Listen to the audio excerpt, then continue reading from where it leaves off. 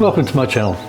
I'm Max Goodwin and I've been baking bread for a very long time, probably 40 years. And I've been using this no knead recipe for probably more than 30. We came upon this recipe, my missus and I, we had 4 kids and lived off grid. And we're given this recipe, and with a couple of modifications I've been using it ever since. People do have this sort of image of bread being a very long, laborious process, and I think it doesn't have to be that way. I think I've seen some no-knead recipes where you have to leave it overnight somewhere and come back the next day and do something, or you can only make a cob loaf, or you have to do it in a Dutch oven, in an oven. And this I like because this is very simple. It makes normal sort of square loaves, very moist. Doesn't really take very long, and certainly doesn't take many materials. Ideal for the COVID generation who's been locked up all last year and went out and bought all the flour and came home and was madly baking for such a long time, which I think is fantastic. Due to this, people that know I've been making bread for so long have sort of asked me for a recipe for this recipe and have tried it themselves, and some of them suggested put it on YouTube. That's what I'm doing. So no further ado, we'll get into it. I hope you enjoy this. Right, before we make the bread, I'm just going to run through some of the materials and equipment that you'll need to make the world's best no-knead bread. Now, most of these are pretty obvious. What we really need is a nice big bowl, because there's a fair bit of flour going into here. Measuring jugs to measure your flour and your water and stuff. I've got 2, you don't need 2. If you don't have 2, you can use 1. A whisk. Once again, you can mix with a wooden spoon. I use a whisk to mix the dry ingredients. Now, you need a fairly solid wooden spoon to do the mixing, because you're going to put a bit of effort into that. A spatula just for scraping the mix out. Once again, measuring spoons. You're going to need a 1 teaspoon spoon and a 1 tablespoon spoon. A knife to cut the mix. A spoon of some sort to push the dough down in the tins later on. You'll see what I mean when we get to it. Pastry brush to all the pans. You need yeast. Now, any dried yeast is good. I don't have any particular brand preference. Same with flour. I have white flour behind me as well. Grains. Here I've got linseed, and sunflowers are generally the ones I use. Experiment. A little spritz is handy for the last part of it. Must have tins. I've had these for, goodness me, it must be almost 30 years now. Right, next we have scales. Now, I like to be fairly precise with my measurements. Like I said, the recipe is fairly forgiving, but a bit of accuracy is always handy. And olive oil. That's about it. This is a very basic flour and water mix and yeast. So let's get into it. Can't wait. We'll start with our flour. We're going to be using 5 cups of plain white flour. That's 2. 4.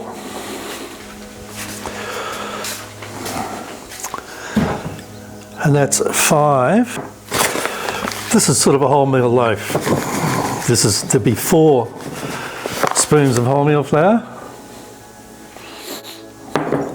5 of plain flour, but you can have any mix you want. If you want it more white or you want it more wholemeal, it's up to you. So that's the 9 cups of flour total. The next thing we want is some yeast. This recipe calls for 2 spoons of dried yeast. Make sure it's nice and flat on the top.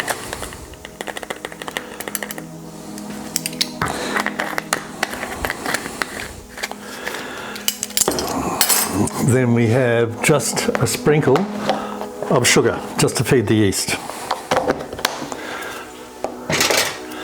Okay, the next thing we're going to do is add the grains. Now this is where scales are really handy. just for accuracy. Okay, for 2 loaves of bread that use 9 cups of flour, 100 grams of grains is about right. It suits me. You can experiment with this however you like. So I do 50 grams of each of the linseed and 50 grams of the sunflower. So we get our grains in.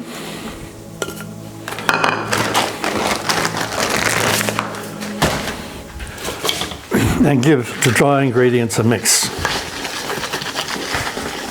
Like I said, you can use anything to do this. I like a whisk because it seems to be made for the job. Most people have a whisk anyway.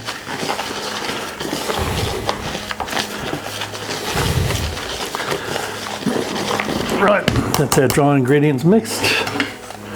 And we'll get on to the next part.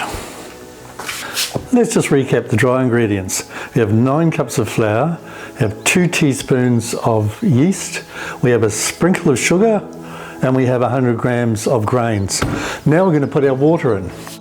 Nothing fancy, straight out of the tap, but hot out of the tap. And these are 2-cup jugs, and we're filling them almost to the top. We're going to have quite a wet mix for the dough. So that's overflowing, that one. So 2 full jugs of hot water, just out of the tap. I used to boil a belly and put some coal in it. I don't bother anymore. Okay, so into this goes 2 tablespoons of olive oil, or any oil you've got if you want. 1. It's 2.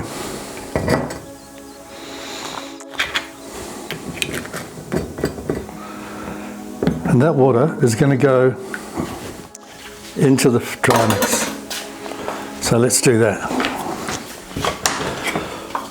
Rightio, we get a wooden spoon, make a bit of a well in the flour, and then put the water in.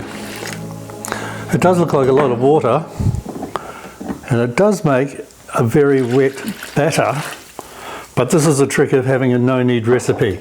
If you're not going to knead, you need plenty of water and you need to mix. This is sort of the fun part. Mix that water in until it takes up all the flour, and then we have to beat it. I've seen people use a dough mixer for this, a little dough attachment on their mixer, and you do that for 2 or 3 minutes.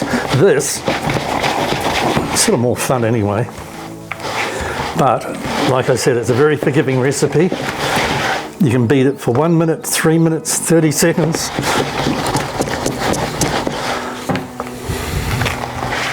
You see, it's quite a sloppy mix. Don't worry about that, it makes a very moist loaf.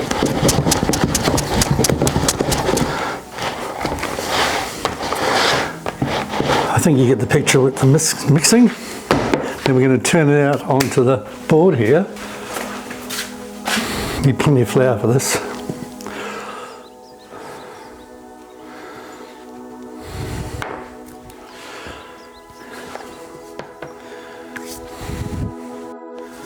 Rightio.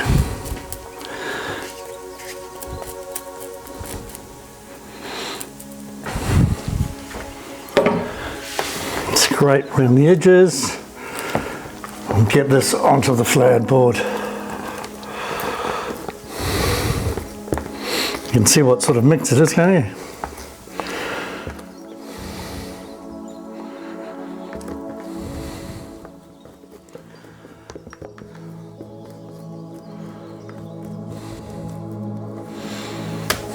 Okay, we'll just scrape that out. Don't need to be too fussy here.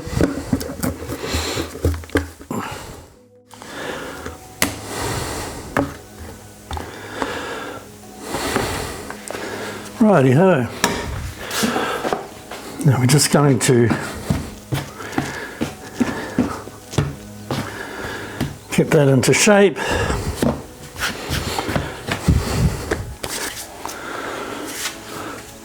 Right, we're just gonna, bit of oil so it doesn't stick. You don't need to clean the bowl out. We put that back in the bowl. So there's our dough. This is going to rise to twice its size. But first we're going to cover it.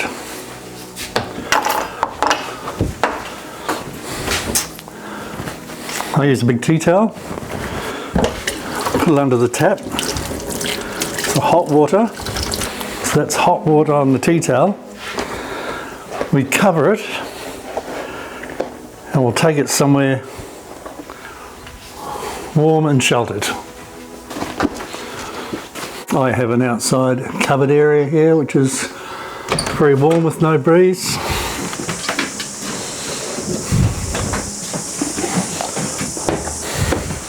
And we'll leave that there to rise. Right, it's been a bit over an hour since I put the bread here to rise. It's a lovely day, probably 24, 25 degrees outside.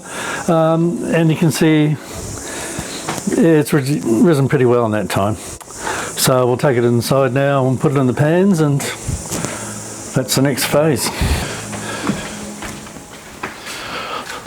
Now the dough's had its first rising, it's time to prepare the pan. Plenty of olive oil.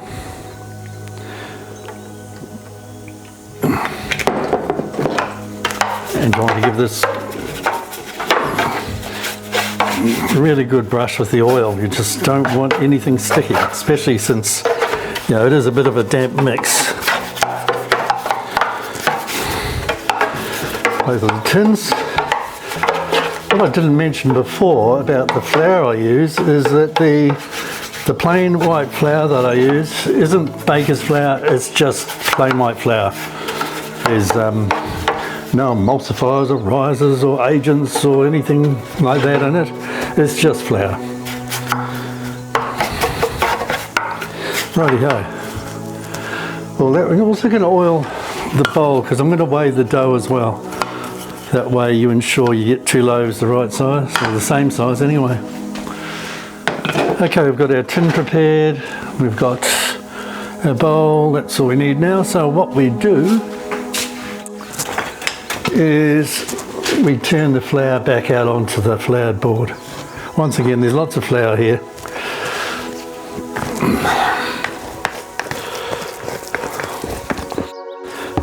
Now, I said it's a very forgiving recipe, and I meant that. It's sometimes I'm in a bit of a hurry and the dough hasn't risen twice the size. If I'm a bit impatient, I'll throw it out anyway, and it turns out fine. The second rising seems good.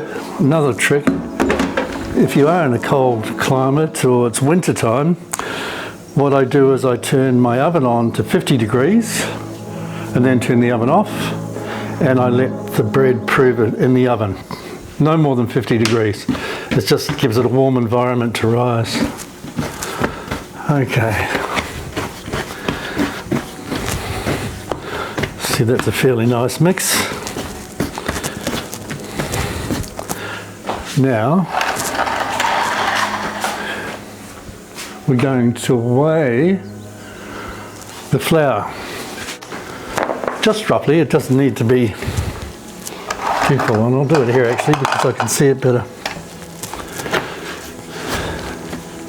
Cut it roughly in half and pop it on. Work. Okay, probably about that much difference. That's pretty good.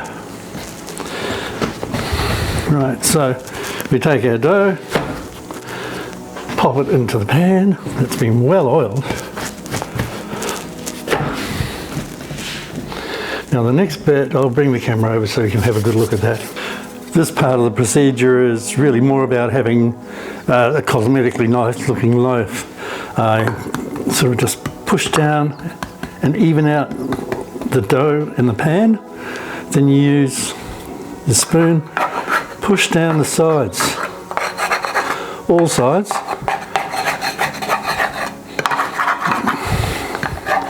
This just makes sure that you have a nice round top on your loaf. Okay, next thing is I use a spritzer just to moisten the top of the loaf.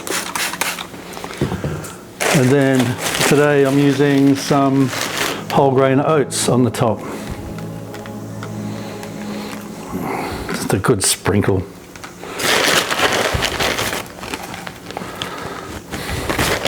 Most of these will fall off, but the ones that stick will be the decoration. Marvellous. Okay, and that's all that's required for that stage, except we do use a damp cloth again, and back in the warm sheltered place. Right, it's been about 40 minutes. And you see the bread's risen quite nicely. I don't want to get too much higher. That's sort of a good size. You end up with a good sized loaf then. So we'll take that in.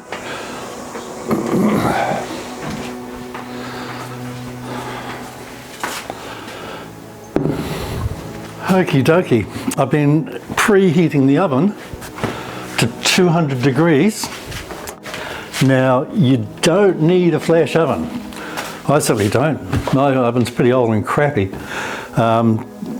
But you do need to just check. Every oven's different. This one's electric, gas ones sort of fire differently.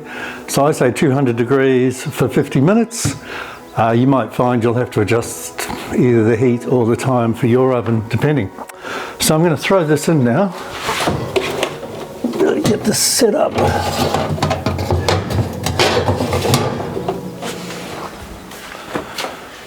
Just gently so it doesn't collapse.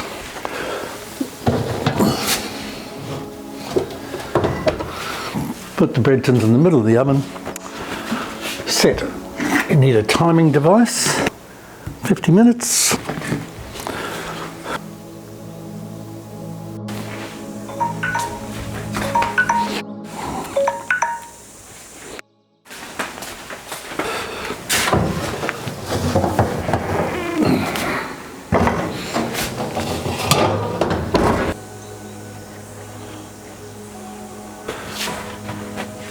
Right, we've done the 50 minutes. We've got the out of the oven. Now we just turn them out. And there's one thing I do that you can do too. If you like the nice crusty tops, leave it as it is. If you'd rather have a softer loaf, like I do,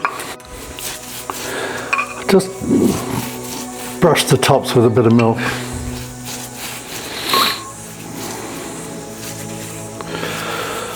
Oh, smells beautiful and it's going to taste better. Right, so that's all there is to it. It's a fairly simple recipe with not many ingredients. Very forgiving, as I said. It's almost a foolproof recipe. It doesn't matter what happens, you still end up with good loaves. I've been baking this bread with this recipe for almost 30 years, and the one time I wanted to try to film it, everything went wrong. But I still ended up with some nice loaves. So give it a try. I'd be interested in your feedback. One thing I didn't mention before is I don't use salt in the recipe. If you want to use salt, I don't know, maybe put a teaspoon in the dry mix. I just don't use salt.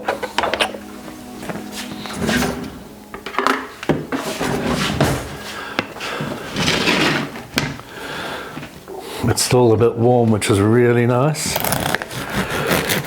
And easy to cut. It's always best to let it cool down before you cut it.